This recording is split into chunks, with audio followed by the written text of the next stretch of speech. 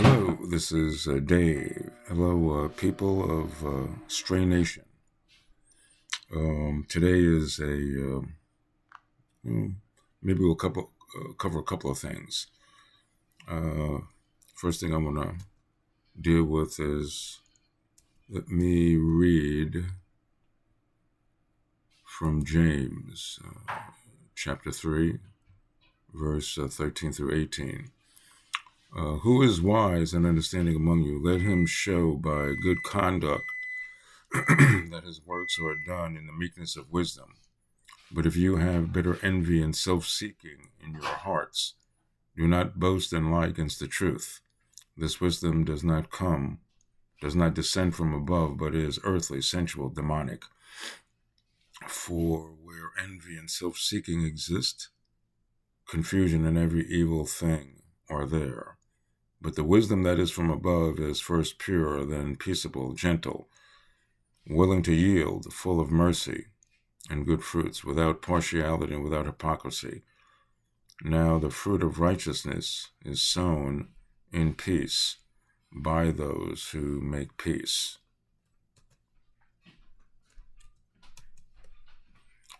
Okay, let's dive into this a little bit. One of the first things that I want to say here is what I find interesting is that there are two kinds of wisdom.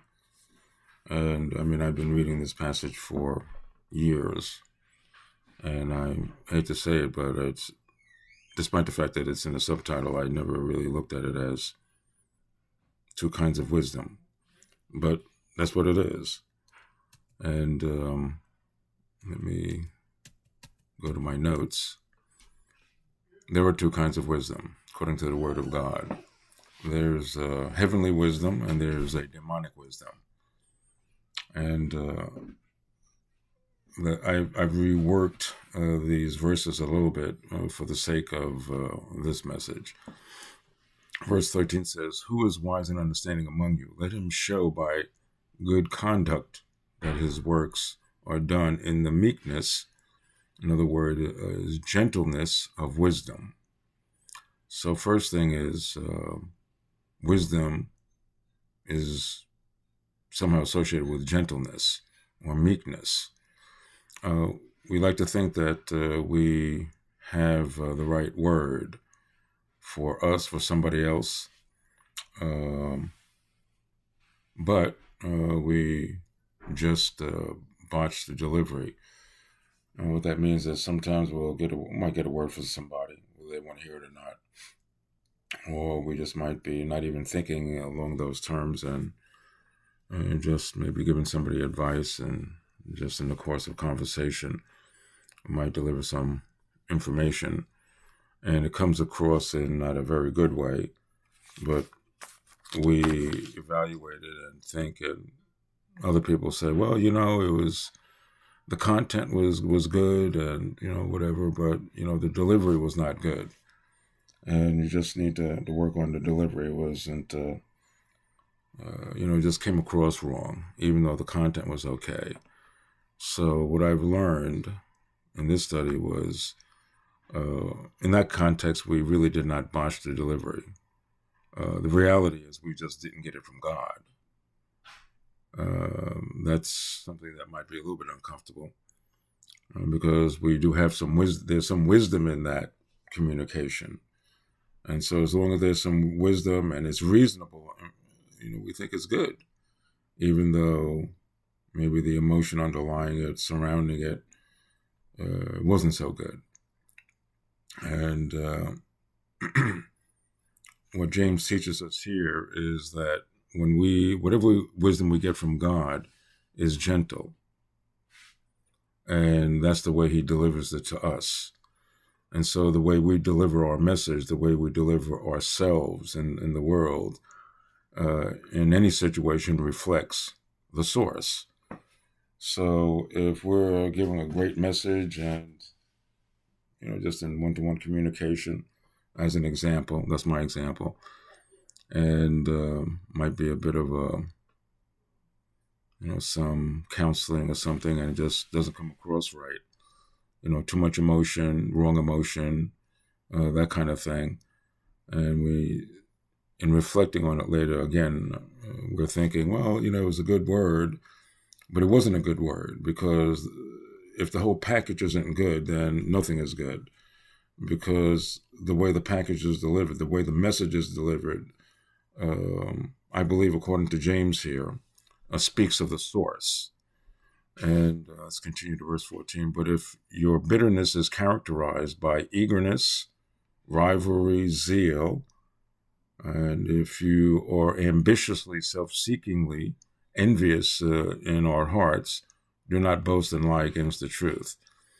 There are many times when we speak and we're giving out wisdom, and we think we're giving out wisdom, and we're speaking to people, and let's say a one-on-one, we'll stick with that, and we're eager, we're zealous, and a part of that zeal and eagerness means rivalry, and there's also the element of being self-seekingly envious in our hearts as we're speaking and communicating with people. And none of that is good. Being overly eager, having too much zeal, rivalry, speaks of rivalry. And it speaks of ambition and being self-seeking. And where all those adjectives exist, there's envy, James tells us. And that's something that we should not boast about. And so we should know that that kind of wisdom does not descend from above. It does not come from the Most High, but it's earthly. It's natural. It's sensual, deriving from the soul and not the Spirit of God, that is. That is not from God. It's demon-like. It's demonic. It's from God. It's from God, but the God of this world, not from the God of heaven. For, as James continues, for where there is envy and self-seeking exists, confusion and every evil thing are there. But the wisdom that is from above is first, here we go. Typically, translations will say it's pure. Pure means holy. That's the word in Greek. It's holy. And so that's first on the list. Whatever wisdom we have and we're trying to share it or what have you, the first thing is, the first box that needs to be checked, it's holy. Okay, then it's peaceable, it's gentle, and it's willing to yield. Yield here means to be reasonable, and it's full of mercy and good fruits, without partiality and without hypocrisy. And he finishes in verse 18. Now the fruit, or the result of righteousness, it's not the result of righteousness, it's the fruit of the Spirit. It's righteousness is sown in peace. And typically there's a word translated here. It's an article. And it says, typically is sown in peace by those who make peace.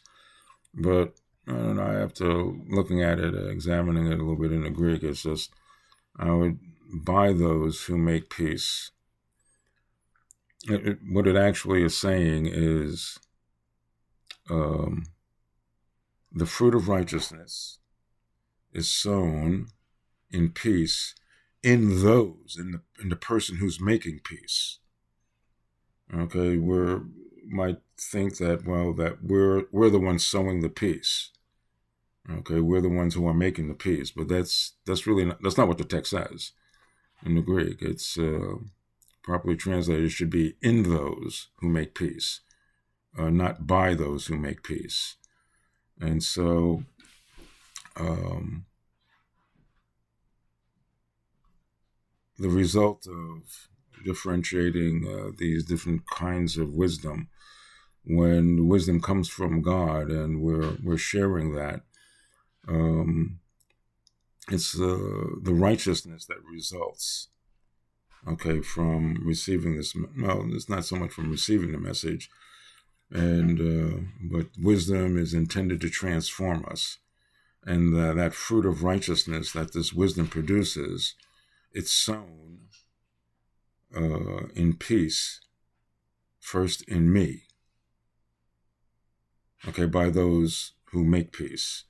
So there's this action that the wisdom first has its takes its effect on the one who makes peace.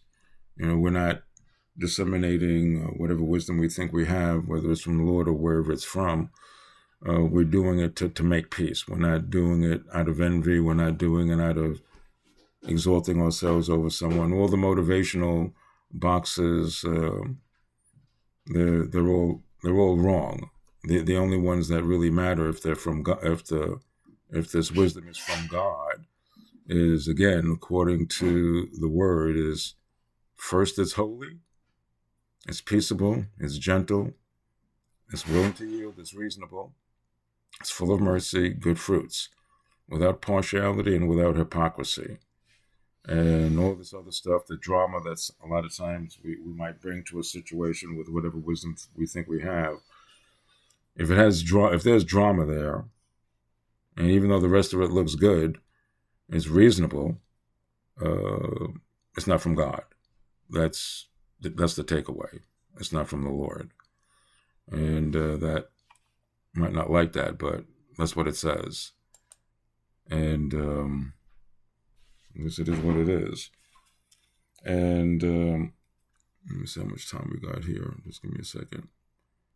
Well, I got a couple of other things to say, but I'll put those on separate videos, and maybe not. Yeah, we'll go for it here. The next topic, thing that I'm going to talk about is a matter involving prayer. Now, in these days, we need to be prayerful people. There is so much apparent craziness going on, but take heart. It's not as though the enemy is winning or making any real strides, even though it might appear that way. Keep in mind that all the craziness is happening. Okay, this is the enemy's response to what God is already doing. Okay, now we can't, just because we can't see it, we're saying that, well, we don't see God doing anything. Well, that doesn't matter that you can't see it. Okay, the fact that the enemy's responding and doing the crazy kinds of stuff that's going on these days is evidence that God is busy and he's having his way. And so it's driving the enemy crazy to overreach. And the first big overreach in these days was in the spring of 2020 with the COVID lockdowns and all that nonsense. So the craziness is just continuing. And believe me when I tell you, okay, that God's in control. He knows what he's doing. And there are great things going on. Let me just remind you again, the Muslim world is on fire for Jesus. Okay, in China, okay, the people are on fire for Jesus in the underground church. And it's a lot bigger than people are giving it credit for. God is moving in the world. Just because he's not moving around here doesn't really mean anything. We're just a relatively small fraction of the world population, but God is active and he's having his way. And he is, let's say,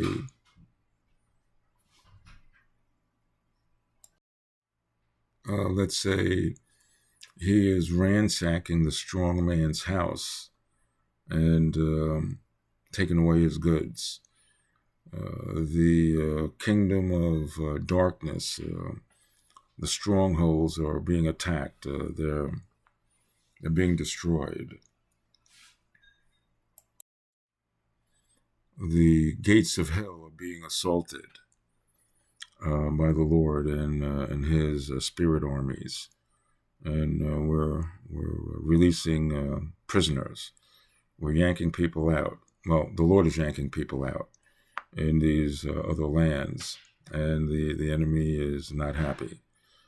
And so where else to take his vengeance in the West, where we're so complacent and we're so apathetic, we're just letting stuff slide and just letting things happen. And no, we shouldn't, though. Again, remember the changes that need to be made in government, in the family, in the economy, in the media, and arts and entertainment, and in education. I wouldn't be terribly concerned about what's going on in Columbia University here in New York or any of these other places. That's all AstroTurf stuff. There are no real protesters, not real students. I'm more than willing to bet that the vast majority of those people that are protesting, they don't even go to school there. Okay, I'm sure maybe some of them do, but those people are being paid to do that. They're shills. They're just fake. It's all fake news. They're just rent a protest. That's what's going on. Believe me when I tell you. And that's the nature of the way these things work these days. It's creating fake news. That's how you know something else is actually going on, and not the thing that's making the news. Something else is going on, and what's going on is that God is setting the prisoners free in other parts of the world, and He will get to us shortly. That the gates of hell are being assaulted and prisoners are being snatched out. And the enemy is, he's not happy. He's going to do whatever he can. And so towards that end, I want to talk about effective prayer for us here in America. And this is good anywhere, actually. And what I want to talk about is in praying, eventually we have to shift from personal needs and such, begging and complaining. Excuse me. We have to eventually move on. And as we persist in prayer, the Lord will show us things to pray for. And within the context of other things to pray for, what I want to do is to give you an action plan for making proclamations and decrees for changing the atmosphere in your life. Maybe you don't like the way things are going in your life, and you're just waiting for something to happen to change. Well, chances are that's not going to happen. We need to initiate change, and there's actually a way that we do it, and it's just by speaking. We proclaim and we decree change, a change of atmosphere in our lives, in the lives of our families, in the lives of our workplace. Let's see, maybe it might be in your church,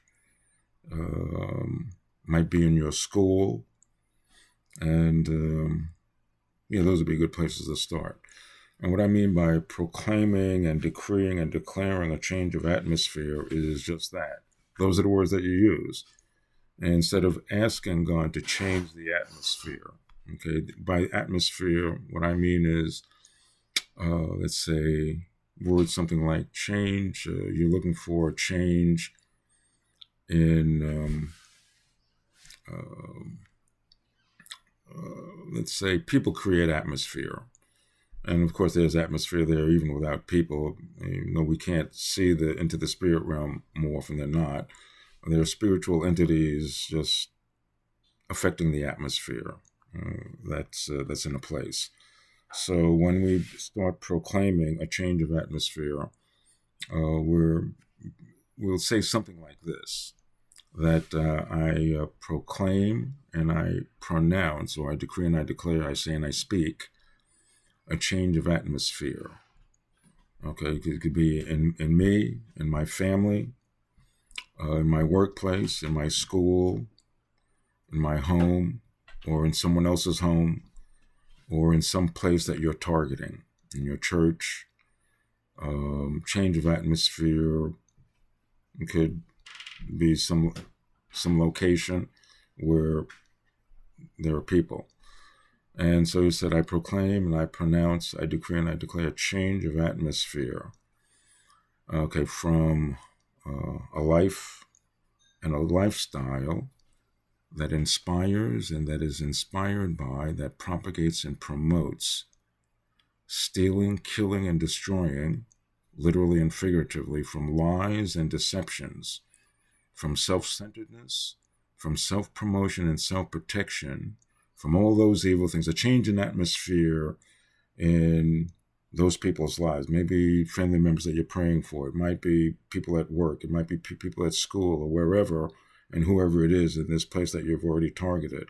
Okay, from all those evil things in that situation, in that place, to a life and a lifestyle, a change to a change of atmosphere, to a life and a lifestyle that inspires and that is inspired by, that propagates and promotes.